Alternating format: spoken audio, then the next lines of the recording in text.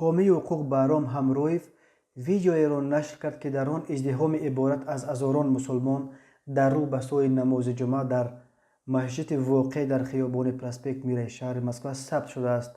در ویدیو دیده می شود که ازدحام بزرگ در حال روانه مسجد است که کسی فاصله اجتماعی یک طلب مهم برای پیشگیری از پنجشنبه کرونا ویروس را رعایت نمی کند و به بالای این بسیاری ها یا نقاب ندارند و یا نقابشان تا منع پایان کردند.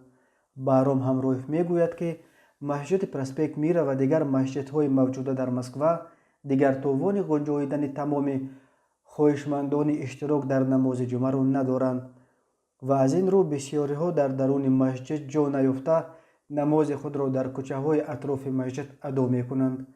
او خواستار بنیاد مسجدهای بیشتر در پایتخت روسیه برای شماره روزافزون مسلمانان شهر و ولایت مسکو شد. نشر ویدیوی این ازدحام بزرگ روانه نماز جمعه بدون رعایت معیارهای بهداشتی در حال است که روسیه در عین اوج موج دوم کرونا ویروس قرار دارد. تا امروز در روسیه حدود 12.8 میلیون مورد گرفتاری به کرونا ویروس و 49762 حالت مرگ از این ویروس ثبت شده.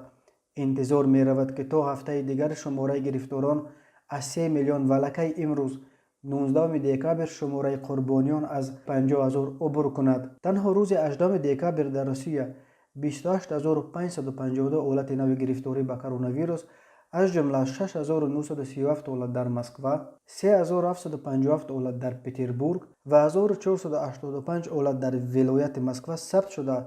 در یک شبانه روز آخر 611 نفر از این ویروس مرگاور جان باختند.